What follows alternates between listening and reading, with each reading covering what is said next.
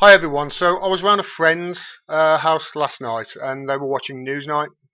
Now I don't usually watch any television at all, especially the BBC, um, but I was around there and they were watching it, and what I saw was so ridiculous, it was honestly laughable, it really was. Now, Newsnight have been the subject of quite a few attacks recently, um, well, not just recently, but over the years, for a perceived pro-establishment, anti-Labour bias.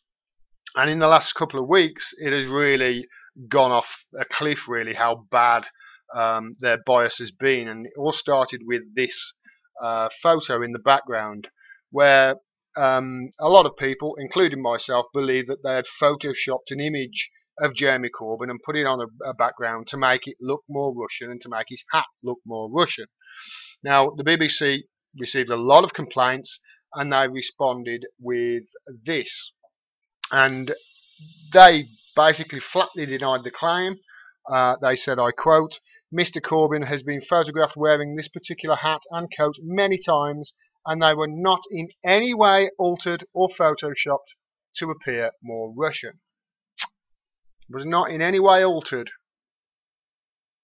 or photoshopped. Really? Well, here's the actual picture side by side with the BBC's image next to it. Now you tell me, has that been photoshopped? Has the colour and the contrast of it been altered at all to appear more Russian? Are the BBC actually lying in that statement?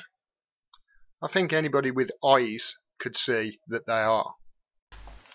So last night, the most recent episode, I heard the music come on for Newsnight, and I thought, right, okay, this has got to be about Skripal and the Novichok poisoning, and sure enough it was. And this is the opening part of the programme, the opening few seconds, to just explain what the rest of the programme is going to be about. Now, we know the nerve agents grouped under the name Novichok were developed in the days of the former Soviet Union. We go back to the early 1990s this evening, after the Soviet Union collapsed, and we get a glimpse inside the factory where those Novichoks were developed. Okay, so I thought, right, this is going to be good, this is going to be interesting. They're going to be showing us footage of the chemical weapons factory in Uzbekistan, which Craig Murray, who was UK ambassador to Uzbekistan during the fall of the Soviet Union, said that this is where the Novichok agents, the Novichok chemical weapons, were being developed. Didn't quite turn out to be the case, though. The footage that we acquired came from a Russian journalist who says she was given access to Shikhani, the chemical weapons facility, in 1994. We've shown it to several experts, including one who worked there himself, and it seems to be genuine. A little bit of context about the time in which it was shot. Russia was in turmoil, the Soviet Union had collapsed. There was a lot of concern about the security of this material there.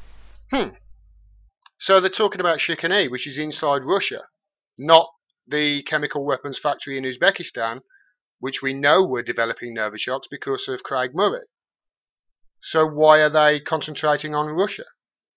And Russia, yes, was in turmoil, and why would there be concerns over Shikhani?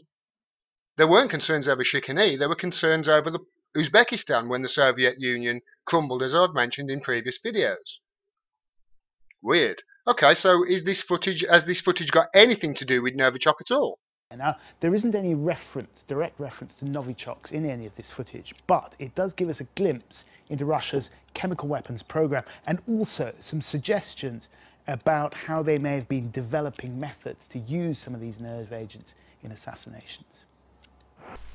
At this point, I turned to my friend and I said, "You watch." I said, "I bet you when they play this footage, there's going to be ominous music in the background as if, ooh, the crazy Russians are coming to get us." Sure enough.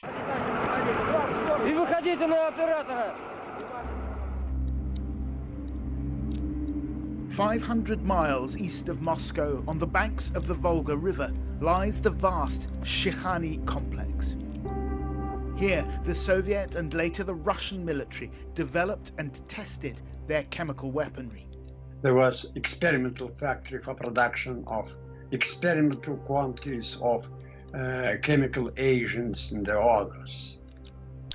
You see, immediately the way they're framing this here. They're framing it as if this is the factory that made these Novichoks that poisoned Skripal. We'll let it carry on.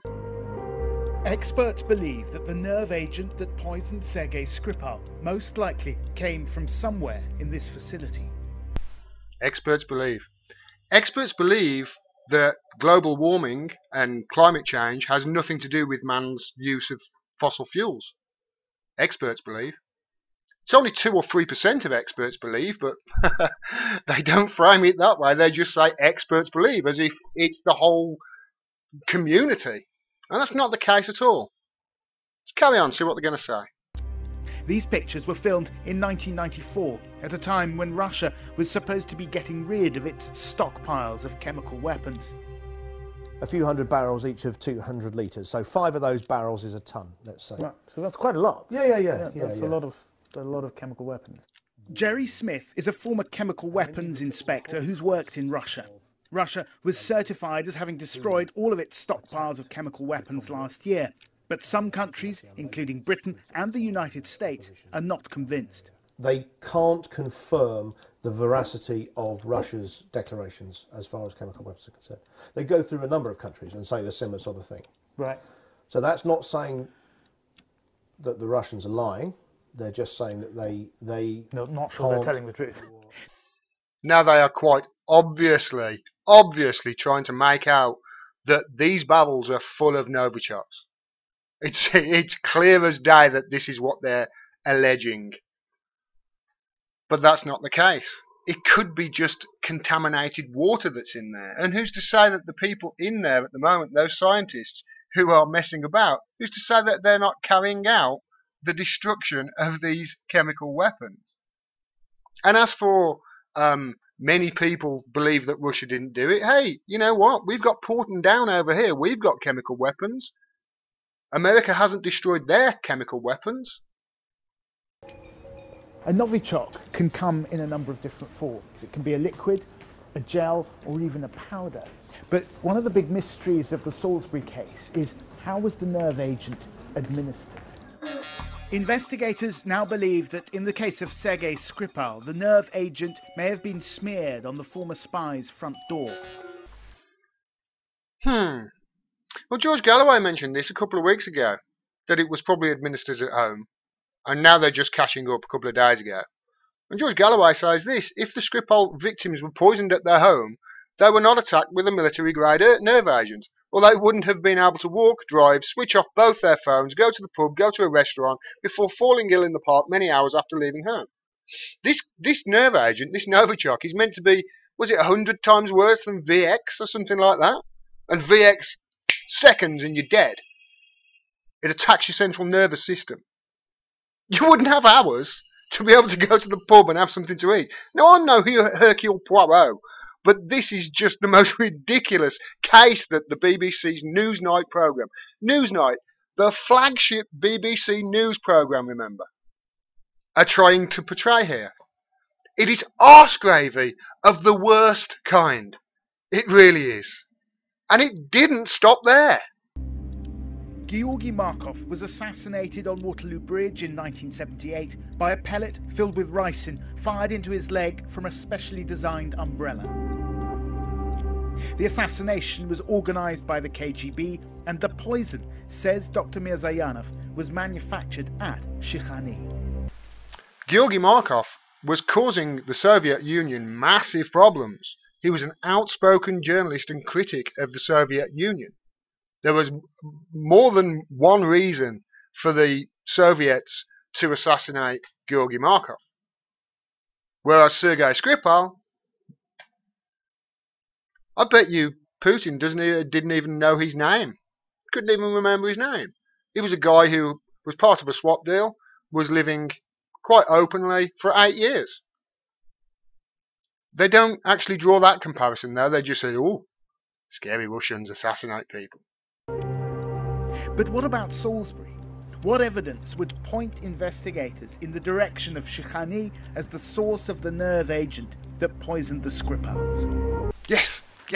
What evidence? What evidence would point us towards Shikhani? So you've got the pure science, so you'll be doing the analysis and developing conclusions of the actual makeup of the samples themselves.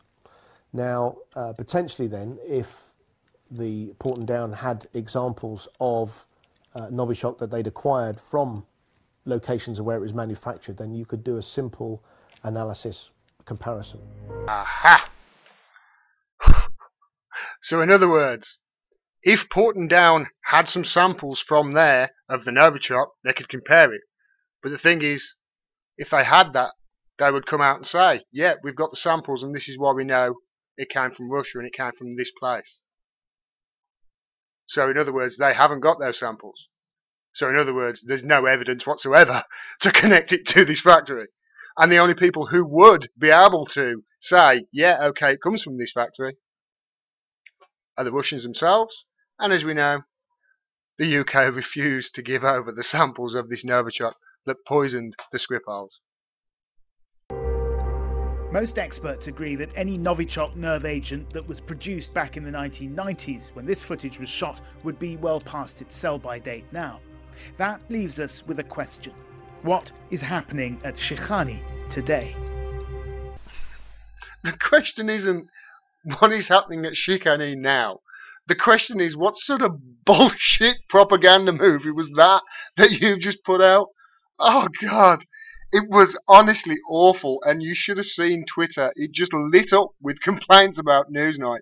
And the thing is, this wasn't what they were complaining about. They were complaining about what I'm going to show you next, because in the last week or so, in the latest smear attempt against Jeremy Corbyn, they're trying to basically say that certain people within the Labour Party are anti-Semitic and anti-Jewish.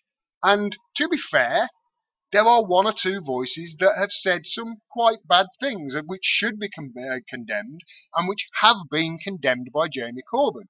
So in order to obviously confirm that, Newsnight brought on Lord Levy. Now, Lord Levy, to give you some idea, he's a Labour Party member, but he's a regular tennis partner, I believe, of Tony Blair's. And he's a good friend of Tony Blair. And we all know what a neoliberal sellout, horrible warmonger Tony Blair was, and obviously how Tony Blair does not like Jeremy Corbyn, because Jeremy Corbyn, I think, is popular. Anyway, so they brought Lord Levy on, and he was discussing this anti-Semitism, and the way he tried to attack Jeremy Corbyn was honestly pathetic. You wouldn't get a 12-year-old trying this. Just take a look at it if you can stomach this man for more than a minute. Lord Levy is with me in the studio. He's a Labour peer, former Middle East envoy. Very good evening to you. You've heard what John McDonnell was saying there. Do you get a sense that the party is ready to get a grip on this? No, not at all. I don't think the party is really taking this seriously as a zero-tolerance policy of them. And if I may, I'd like to read something that I received yesterday. I see that you dare to criticise Labour leader. Who the hell are you to comment on Jeremy Corbyn? You are just another Jewish pig bloodsucker living on taxpayers' money. What are you doing in this country anyway? Why don't you piss off to Israel? We don't need Jewish bastards like you in this country. And that was an email you just, an unsolicited email you got. Do you know who that is from? I don't. But you've reported it. This has been reported to that the police for them to follow up. And that would, Absolutely. they may or may not follow Absolutely. it. But you don't know that that's a supporter of Jeremy Corbyn even. I mean, obviously they say they are, but it's not someone who you could say. I don't. Right. But I know that Jeremy Evan was shown this email last night. Right. But he would condemn that. You're not suggesting. Why hasn't he? He saw it last night. He saw it last night. It was shown to him. It was shown to him last night. There's not been a word. Michael, we're so sorry.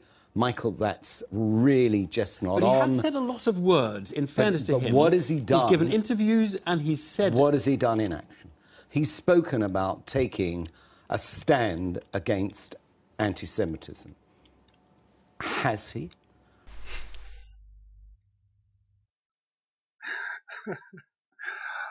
I didn't realise that Newsnight was so funny. I really didn't, because if had I realised it was so funny, I would watch it every week. I really would.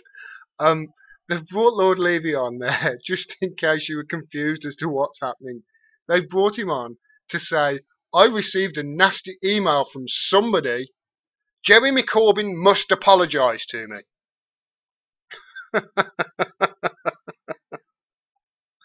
Now, to be fair to the host of Newsnight, I've forgotten his name now, but he did push back against it, and he say, you don't know that this is a supporter, you don't know anything at all. But Jeremy Corbyn has come out time and time again, and he keeps having to defend himself against anti-Semitism within his party, and he's condemned it every single time he's condemned it. But obviously, the more the media push on this, and the more he has to condemn the anti-Semitism, the more the smear job works, and the more Jeremy Corbyn is associated with anti-Semitism. Now, fortunately, if the people I speak to, and Twitter especially, and if you look at the comments on Newsnight's Twitter feed, the British public have seen straight through this, and they know exactly what's going on, and they don't buy it. And I hope it continues that way. I really do. And I hope it has the opposite effect and actually makes people go, hold on a minute, this is unfair, because you can clearly see with that they have just brought somebody on to smear Jeremy Corbyn, and they've allowed it to happen, even though they'll say, oh, we pushed back against it. No, they've brought somebody on to do a smear job against Jeremy Corbyn. Later on, they ended up having some nutcases from the audience. They said that some place had specifically got these people from around the country to talk about Brexit, and there was a woman on there who was honestly just the worst of the worst, who was the major voice that they allowed to speak, who actually said at one stage, the UK has left the EU, we're out of the EU. We're not out of the EU yet, we're still in the transition period, but that didn't matter to her. So that's basically what's going on in the UK now. For my American audience, you can see here definite similarities between what's happened with the DNC supposed hack, and the way the media portrayed that, and the way they smear Bernie Sanders. It's play-by-play again over here with the way they are narrating this whole Skripal poisoning case and the smear job on Jeremy Corbyn. Now, I think the British public can see straight through it. I really can. And I hope that they are. But I'll keep you informed as to what's going on. I might watch Newsnight next week for a laugh, because that was really one of the funniest things I've seen in a long time. Thanks very much for watching. Please subscribe. Please click the bell. As I keep saying, if you don't click that bell, you will not get a notification. You will not be able to find any future videos. And I'm not saying this just for me. I'm saying it for any independent media out there. If you follow people like Carl Kolinsky or Jimmy Dore or The Humanist Report or David Dole or Progressive Soapbox, any of these people on YouTube, you have to click the bell to actually have their new videos show up in your newsfeed, because YouTube are suppressing them. So thanks very much for watching. Until next time, peace, take care, and thanks for a laugh, Newsnight. That was really quite funny.